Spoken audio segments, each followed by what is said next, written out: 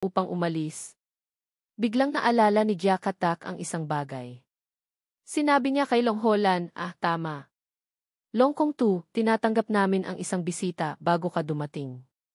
Halos kasing edad mo rin siya. Subukan mong makipag-usap sa kanya.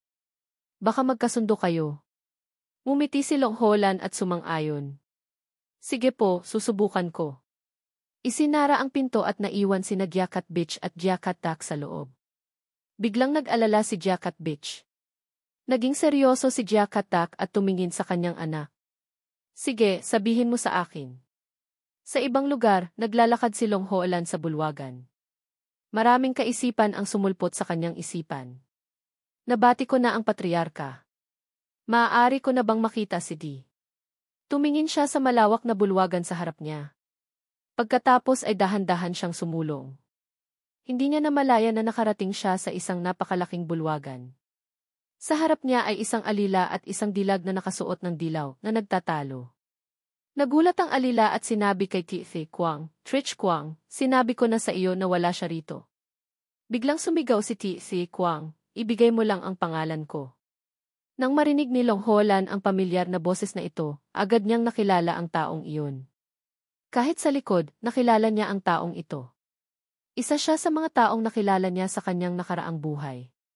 Biglang lumingon si Tithi Kwang at tumingin kay Longholan nang may pagtataka.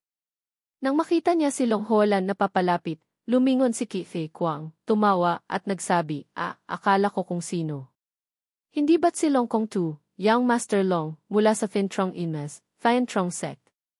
Ikinagagala kong makilala ka.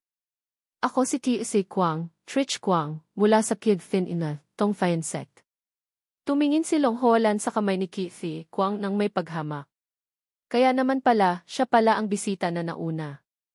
Tumawa si Tithi Kwang at nagsabing, pumunta ka ba rito para makita si Then and Tugi, Then and Hiaong Miss? Ngunit nauna ako rito. Bago pa man makatapos si Tithi Kwang, agad na kinamayan ni Longholan ang kamay ni Tithi Kwang. Kaya naman pala, Tithi Hip, Young Hero Trich. Ikinagagalak ko. Ngumiti si Longholan at pinigilan si Tithi Kwang, at nagsabi, marami na akong naririnig tungkol sa Kid Fin Itas, Tong Fian Sect. Puno ng galit ang mukha ni Longholan. Pumunta ako sa Gyakat Gya, Pamilya Gyakat, para makita ang aking kasintahan mula pagkabata. Hindi ko akalain na magkikita tayo rito, Hip, Young Hero. Nang marinig ang mga salitang ito, nagalit si Tithi Kwang. Ngunit agad na kumalma si Tithi Kwang. Umiti siya at kinantyawan si Longholan. Narinig ko na rin ang tungkol kay Longkong Tu, Young Master Long. Sabi nila hindi maganda ang kalusugan mo. Sa kasagsagan ng tensyon, biglang lumitaw si Jakakat Bitch at nagtanong, Longkong Tu, Young Master Long, Tithi Hip, Young Hero Trich, hinahanap niyo ba si Tan-an? Nagulat si Jakakat Bitch at nagsabing, siguro nasa martial arts training grounds siya ngayon. Nang marinig ito, lumingon ang dalawa sa martial arts training grounds at nagtanong, martial arts training grounds. Magkasama silang naglakad pasulong. Tinitingnan pa rin ni Tithi Kwang si Longholan nang may matinding galit. Biglang may isang bagay na gumalaw sa harap nila na ikinagulat ng dalawa. Isang espada ang lumipad sa himpapawid at lumipad patungo sa kanila. Nagmamadali silang umiwas sa espadang papalapit. Lalong natigilan si Longholan nang makita ang eksena sa harapan niya.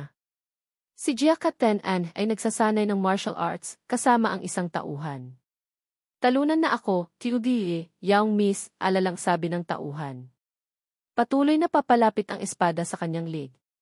Pagkatapos ay binawi ni Jakakat Tan-an ang kanyang espada at ibinalik ito sa kaluban. Agad na lumingon si Jakakat Tan-an at nagsabi, nakakabagot. Bumalik ang mga imahe ng nakaraang buhay ni Longholan sa kanyang isipan.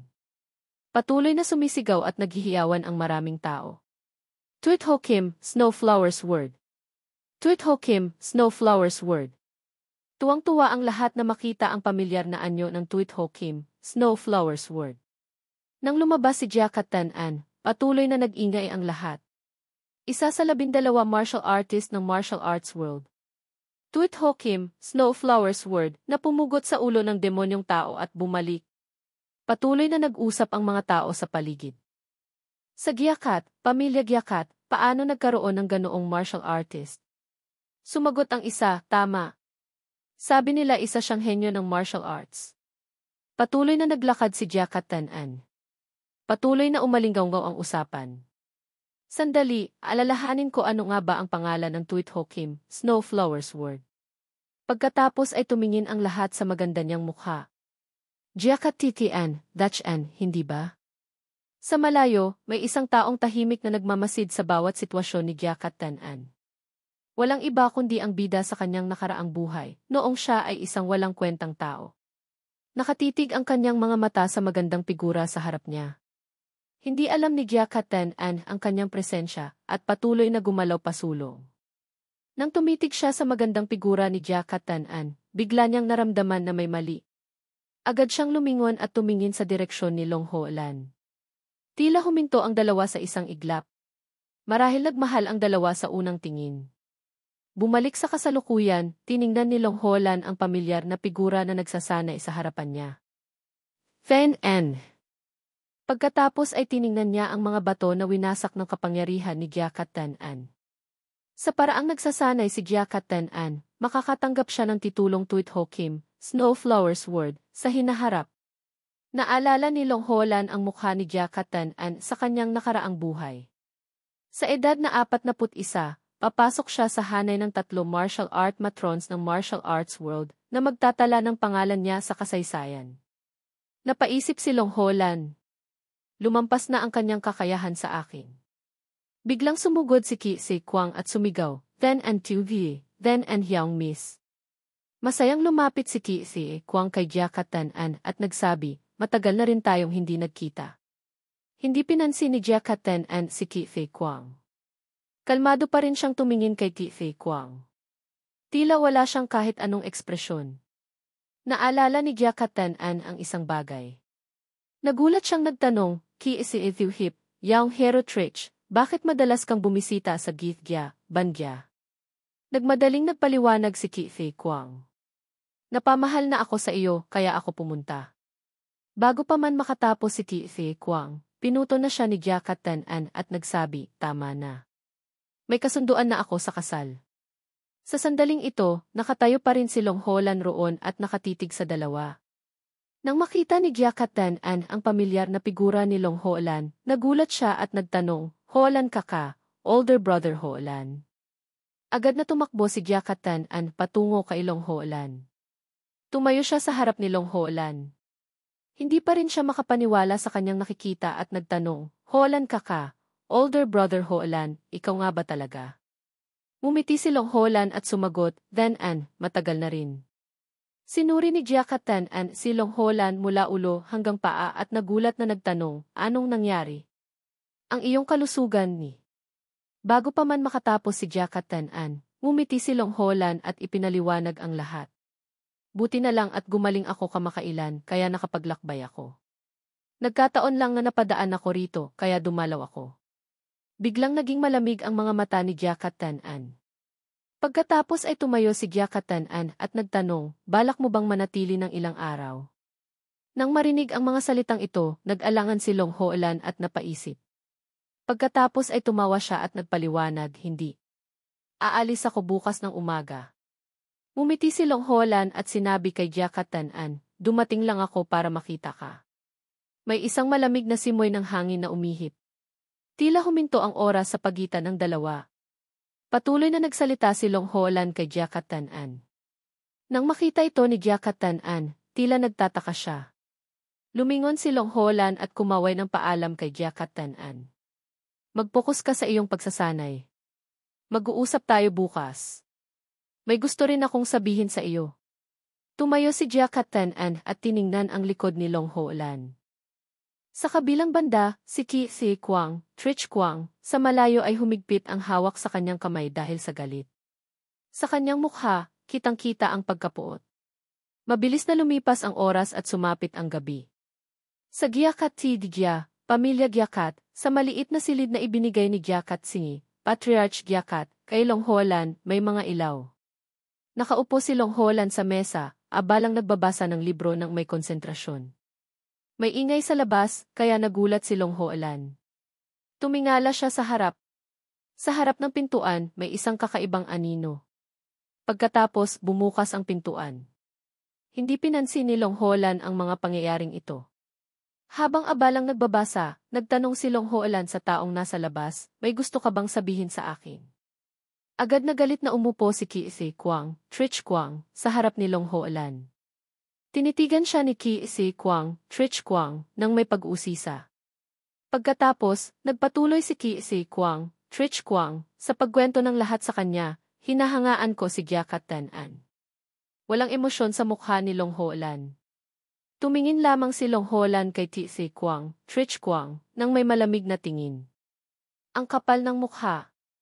Nagalit si Ki-si Kwang, Trich Kwang, nang marinig iyon. Balak mo bang magpakasal kay Gyakat si Den, Miss Gyakat? Hindi tumugon si Long Holan, bagkus ay nagpatuloy sa kanyang kaisipan, wala ka man lang bang kahit katiting na respeto. Tumawa si Ki-si Kwang, Trich Kwang, nang may kasamaan pagkatapos marinig iyon. Umupo siya roon at ipinahayag ang kanyang kaisipan, siguro alam mo rin na si Gyakat si Den, Miss Gyakat, ay isang taong nahuhumaling sa martial arts. Sa sandaling ito, naalala ni Ki-si Kwang, Trich Kwang, ang isang bagay. Kaya naman palagi niyang hinahabol ang kapangyarihan. Nang sabihin iyon, ipinatong ni Ki-si Kwang, Trich Kwang, ang kamay sa mesa, ngunit ang kanyang mukha ay nagpakita ng galit at tinitigan si Long Holan ng may pagkapuot. Mas mahina ka kaysa sa akin. Tumayo si Ki-si Kwang, Trich Kwang, at agad na ikinuwento ang kanyang maluwalhating nakaraan. Sa napakaraming taon ng paglalakbay sa mundo ng martial arts, binigyan ako ng mga tao ng titulong than Yabi Long I Kim, than Van Long Fam's word. Ikaw, ano ka naman? Dahil nadama niyang hindi pa sapat ang sakit, patuloy na nanuya si Ki-si Kwang, Trich Kwang, ikaw ay isa lamang nilalang na gumaling lang at pumasok sa mundo ng martial arts. Habang sinasabi ito, lalong naging masama si Ki-si Kwang, Trich Kwang, at lumapit sa mukha ni Long Holan. Higit pa rito, sa simula pa lang, hindi mo talaga mahal si Tan-an Tiugi, Yaong Miss Tan-an. Nang marinig ang mga salitang ito, tumahimik si Long Holan at tiningnan si Ki-si Kwang, Trich Kwang, nang may galit. Hindi rin nagpatalo si Ki-si Kwang, Trich Kwang, at agad na tinitigan ang dalawa sa isang pagtitigan. Sa sandaling ito, nadama ni Long Holan na sapat na. Inalis ni Long Holan ang kamay ni Ki-si Kwang, Trich Kwang. Malamig na sinabi ni Long Holan kay Ki-si Kwang, Trich Kwang, kung tapos ka na, maaari ka nang umalis. Itinuro ni Long Holan ang mga aklat at materyales na nasa kanyang mesa. Tulad na nakikita mo, abala ako. Nagagalit na nakinig si Ki-si Kwang, Trich Kwang, sa mga salitang ito at lalong nagalit. Sa likuran niya, may hawak na si Ki-si Kwang, Trich Kwang, na isang maliit na bote ng lason sa kanyang kamay. Dahan-dahan niyang itinago ang bote ng may masamang intensyon. Tumayo si Ki-si Kwang, Trich Kwang, sa harap ni Long Holan at malakas na sinabi na hindi nakalimutang ipahayag, magsisisi ka. Sa gayon, ang pinto ay isinara sa harap ni Long Holan. Bahagyang sumimangot si Long Holan. Sa kanyang isipan, maraming iba't ibang kaisipan ang lumitaw. Sa kanyang mga mata, siguradong gagawa siya ng gulo, wika ni Long Holan. Tiningnan ni Long Holan ang libro ng martial arts na hawak niya. Tila gagamitin ko na rin kita sa lalong madaling panahon. Muling bumukas ang pinto. Nahihiya si Long Holan nang makita iyon at nagtanong sa sarili, ano na naman kaya ito? Nakatayo roon si Gyakat Diuhu, nakapamaywang at nakapikit. Naistorbo ko ba ang iyong pahinga? Nagulat si Long Holan nang makita si Gyakat Diuhu. Diuhu. Agad na naging seryoso si Long Holan at nagtanong kay Gyakat Diuhu, bakit ka narito ng ganitong oras? Anong nangyayari? Yumuko si Gyakat Diuhu at sumagot, nabalitaan ko na aalis ka na bukas. Nang marinig ito, nagulat si Long Holan. Sa ganitong anyo, tunay siyang isang BFD ontrang, virtuous lady. Mumiti ng alanganin si Long Holan. Isang espesyal na babae, iba sa anyo na nakita ko sa ang ese, Vodang Mountain. Tumawa si Long Holan at ipinaliwanag ang lahat kay Gyakat Diuhu. Ang pananatili ng mas matagal ay maaaring makaapekto sa pagsasanay ni Tan-an. Bukod pa rito, mayroon din akong mga bagay na dapat gawin sa aking pamilya at hindi ako maaaring magtagal. Nang marinig ito ni Gyakat Diuhu, tumawa siya. Pagkatapos ay lumapit si Giacat Diuhu sa mesa ni Long Holan at bumulong, ngunit, paano kung talagang magpakasal ka kay Tan-an?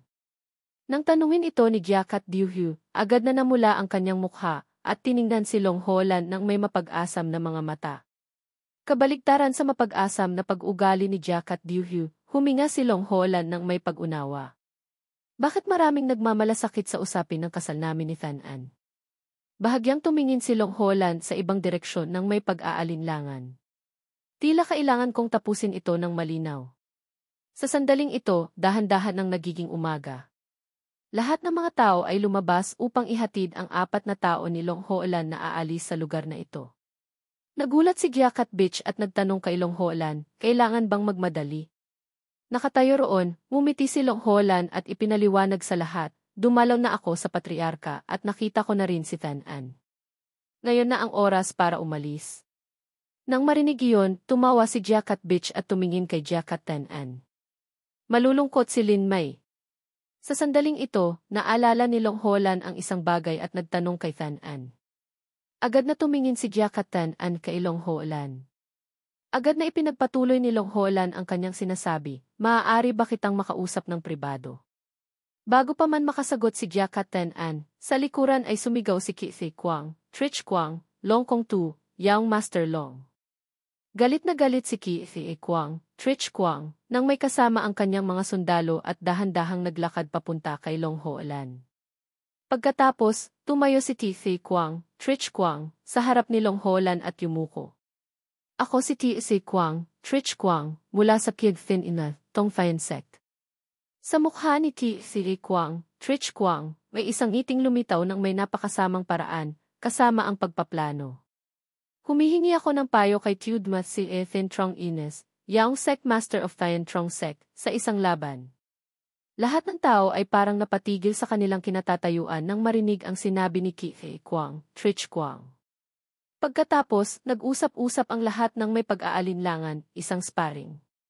Nagmadaling lumapit si Giacat Tan-an kay Qi Kwang, Trich Kwang, at sinubukang pigilan si Qi Kwang, Trich Kwang, Hip, Yang Hero Trich, ito ay walang batas.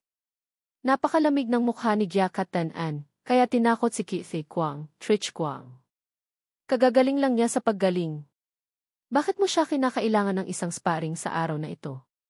Kung gusto mong mag-sparring, pumili ka ng ibang araw na mas angkop. Tila hindi nag-aalala si Qi Kwang, Trich Kwang, sa kung ano ang sasabihin ni Giacat Tan-an. Tumawa siya sa isang planong paraan. Nakasusuklam bang humiling ng isang sparring sa supling ng martial art? Agad na ipinatong ni Qi Kwang, Trich Kwang, ang kanyang kamay sa kanyang dibdib. Pagkatapos ay ipinahayag ng malakas sa lahat, gusto ko lamang makita ang Phi Thin Long Kim, Flying Heaven Dragon Emperor's Sword. Pangalan ng Thian Trong Mon, Thian Trong Sect, mula pa noong matagal na. Dahil naririnig kong malapit nang umalis si Long Kong Tu, Yang Master Long, nag-aalala akong wala na akong pagkakataon. Kaya naglakas loob ako na maging bastos, dagdag pa ni Qi Kwang, Trich Kwang.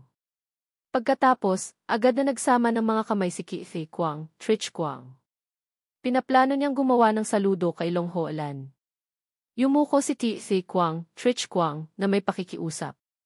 Mangyaring tanggapin ang aking alok. Tumingin si Long Holan sa mga mamamayan sa likuran na nag-uusap. Muling tumingin si Long Holan sa ibang direksyon. Tila ito ang sentro ng pag-uusap sa lahat. Agad na naunawaan ni Long Holan ang intensyon ni Qi Kwang, Trich Kwang. Sinasadya mo akong ipahiya. Nag-aalala si Long Holan nang hawakan ang kanyang dibdib at nag-isip, hindi pa ganap na gumagaling ang aking katawan. Bahagyang bumagsak ang mga mata ni Long Holan at gumawa ng desisyon. Pero sige, ipakita natin sa kanya. Sa kabilang banda, ang 3 bodyguard ay tinitingnan si Long Holan ng may mapagmataas na mga mata. Nang makita ang mapag-asam na mga mata ni Trinhouse, nag-isip si Long Holan, hayaan natin siyang makita. Kahit papaano, naitama na ang nabaling espada. Sa pag-iisip nito, ang mukha ni Long Holan ay nagpakita ng isang alanganing ngiti. Lumapit si Long Holan kay Faian, Mufaian, at tinanong si Faian, Mufaian, mo master, hindi mo ba ako pipigilan sa pagkakataong ito? Malamig na sinabi ni Faian, Mufaian, na tumanggi. Pagkatapos ay nakapamiwang si Mu Faian, na nakatayo roon at nagsabing nagtuturo kay Long Holan, ang panloob na pinsala mula sa laban sa asasin ay hindi pa rin ganap na gumaling. Agad na tumingin si Mu Faian, kay Long Holan. Gusto kong sabihin iyon. Pagkatapos ay dahan-dahang naglakad si Mu Faian, patungo kay Long Holan. Tumayo si Mu Faian, sa harap ni Long Holan. Agad siyang dumiretso sa punto at nagtanong, hindi ba't gagawin pa rin ni Tudna si Yaong Sekmaster ang sparring kahit anong mangyari? Tama, sabi ni Mu Faian. Ang mga tao ay nakatayo roon at patuloy na hawak ang kanilang dibdib. At nagpatuloy si Mu Faian, at ikaw ay kumikilos ng ganito para sa Thian Trong Sek, tama. Kung gayon, bilang isang nasasakupan. Tumitig si Mu Faian, kay Long Holan ng may kumpiyansa. Pagkatapos, ipinahayag niya kay Long Holan ang isang mahalagang bagay. Handa akong sumama sa landas na pinili ni Tudna si Yaong Sekmaster. Long Holan, nagtitiwala ako sa iyo. Napakalamig ng mga mata ni Mu Faian, tumingin kay Long Holan ng may isang walang damdaming mukha. Tanggapin ang sparring at manalo ka. Sa pagkarinig dito, parang hindi makapaniwala si Long Holan sa kanyang tainga. Naalala ni Long Holan nang mahina si Mu Faian, na nakasandal sa balikat ni Long Holan. Simula noong panahong iyon, parang bahagyang nagbago si Mu Faian. Lumakad pasulong si Long Holan nang may ngiti sa kanyang mukha. Agad na gumawa ng aksyon bilang pagtugon si Long Holan. Pagkatapos ay sinimulang ipakilala ni Long Holan ang kanyang sarili. Long Holan, ang Tudna si Yaong Sekmaster ng Thian Trong Long Sek. Tumayo si Long Holan at malakas na ipinahayag sa lahat, tinanggap ang hamon. Mabilis na dumating ang lahat upang makita ang arena at saksihan ang isang matinding laban sa pagitan ng dalawang tao. Nakatayo roon si Jiakat Diuhu na nagpapahayag ng mga patakaran sa dalawang tao. Dahil isa itong palakaibigang sparring, maaari mong gamitin ang kapangyarihan, ngunit huwag gumamit ng ki ng espada o mamamatay taong pag-atake. Ang larawan ni Ki Si Kwang, Trich Kwang, na bumali ng espada ay lumitaw sa isipan ni Long Holan.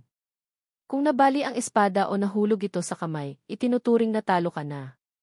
Marahil, ang labanan na ito ay magiging tensyonado dahil sa larawan ni Long Ho. Si Long Holan din ay may nasirang espada sa isipan ng lahat. Kahit na ang espada ay mabasag dahil hindi nito kayang tiisin ang kapangyarihan, itinuturing pa rin itong pagkatalo. Nang marinig ito ni Ki Si Kwang, Trich Kwang, umiti siya ng may kasiyahan. Ang kondisyong ito ay pabor sa kanya. Tumingin siya kay Long Holan na nakatayo sa harap. Sigurado si Ki Si Kwang, Trich Kwang, na hindi pa rin kayang ilabas ni Long Holan ng maayos ang kanyang kapangyarihan dahil sa kanyang mga sugat. Sa sandaling ito, may isang napakasama at masamang ngiti na nakaukit sa mukha ni Ki Si Kwang, Trich Kwang. Lalaruin ko muna siya ng dahan-dahan. Biglang nagsalita si Long Holan at pinutol ang mga iniisip ni Ki Si Kwang, Trich Kwang. Kung sparring lang, nakakabagot. Paano kung magpusta tayo? Tanong ni Long Holan. Nagtaka si Ki Si Kwang, Trich Kwang, nang marinig ito at nagtanong, pusta. Ipinagpatuloy ni Long Holan ang pagpapahayag ng kanyang iniisip kay Ki Si Kwang, Trich Kwang, ang matatalo ay hindi na makakatapak sa Gyakat Tigigya, pamilya Gyakat. Ano sa tingin mo? Tanong ni Long Holan. Tila tinamaan nito ang nais ni Ki Si Kwang, Trich Kwang, kaya agad na masayang nagulat si Ki Si Kwang, Trich Kwang. Talaga ba? Tumayo roon si Ki Si Kwang, Trich Kwang, at masayang nagtanong muli, iyon ay medyo kawili-wili. Sang-ayon ako, pero sigurado ka ba?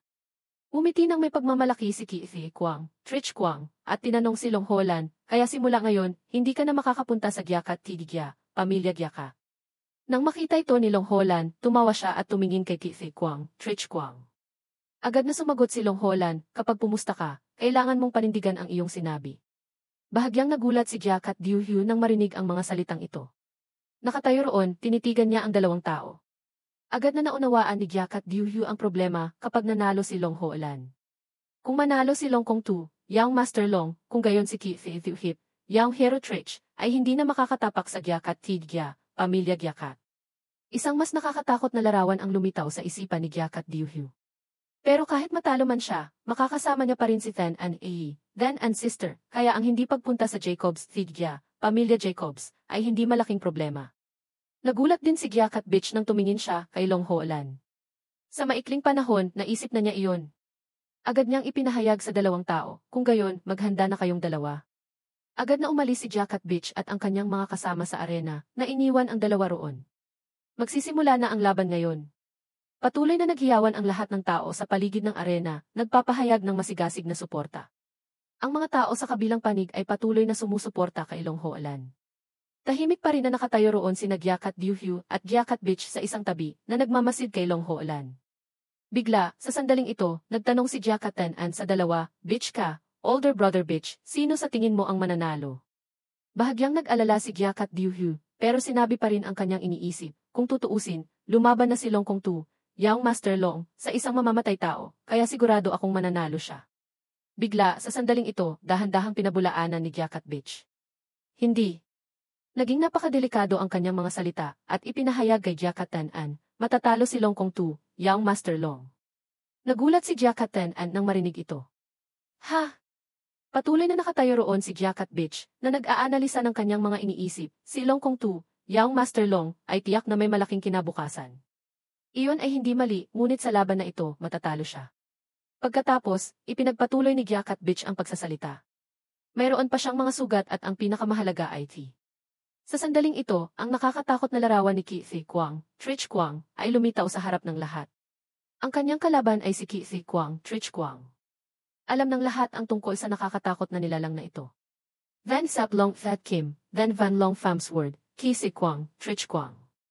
Ang titulong ito ay nagmula sa tunog ng espada, tulad ng dagundong dragon, at ang espada Qi na dumadaloy tulad ng asul na ulap, paliwanag ni Giacat Bitch. Patuloy na inaalam ni Giacat Bitch kay Giacat Tan-an, kahit na hindi maganda ang kanyang personalidad, lumalakad na siya sa mundo ng martial arts sa loob ng maraming taon at may mayaman na karanasan. Ang kanyang lakas ay sapat na upang makipaglaban sa mga supling ng mga kilalang angkan. Ipinagpatuloy niya ang pagsasalita na nagdulot ng mas maraming pag-aalala sa dalawang tao. Ang isang taong tulad ni Qi Thuhip, Young Hero Trich, na lumalaban kay Long Kong Tu, Young Master Long, kung gayon si Long Kong Tu, Young Master Long, ay matatalo. Pagkatapos niyang sabihin iyon, lumingon siya kay Giacat Tan-an at nagtanong kay Giacat Tan-an, "Tama ba, Anhay, Anhe?" Nakatitig pa rin si Giacat Tan-an sa kalangitan. Sa kabilang banda, tumawa ng malakas si Qi Kwang, Trich Kwang, at sinabi kay Long Holan, "Kian Fin Idas, Tong Fian Sek, Dan Sapilong Idet Kim, Dan Van Long Fam's Word, Qi Kwang, Trich Kwang." Tahimik pa ring nakatayo roon ang dalawa na naghahanda sa paglalaban. Dahan-dahang ipinakilala ni Long Holan ang kanyang sarili. Thian Trong Long Mon, Thian Trong Long Sek, Long Holan. Nang marinig ang mga salitang ito, bahagyang sumingkit ang mga mata ni Qi Kwang, Trich Kwang, nang may pagtataka. Pagkatapos, kinamot ni Qi Kwang, Trich Kwang, ang kanyang ulo at tumawa. Palagi kong iniisip kung bakit ang Thian Trong Mon, Thian Trong Sek, ay dating tinatawag na Long Mon, Long Sek. Habang sinasabi ito, agad na naging napakasama at nakakatakot ang mukha ni Qi Kwang, Trich Kwang. Ngunit ngayon isa na lamang itong ud. Nang marinig ang mga salitang ito, malamig na tiningnan ni Long Holan si Qi Kwang, Trich Kwang, nang may masamang mga mata. "Ipakita ko sa iyo," sabi ni Qi Kwang, Trich Kwang. Mahigpit na hinawakan ni Qi Kwang, Trich Kwang, ang espada sa kanyang kamay at tiningnan si Long Holan. Ngunit hindi rin nagpatalo si Long Holan. Sa kanyang kamay, mahigpit pa rin niyang hinawakan ang espada, na naghihintay ng isang pagkakataon upang sumugod. Pagkatapos, sa loob ng isang panahon, nagtitigan ang dalawa. Ang isang tao ay nagangalit, ang isa naman ay nakatingin ng masama. Pagkalipas ng isang segundo, sumugod si Qi Kwang, Trich Kwang, sa harap upang umatake. Ngunit sa panig na ito, hindi rin nagpatalo si Long Holan.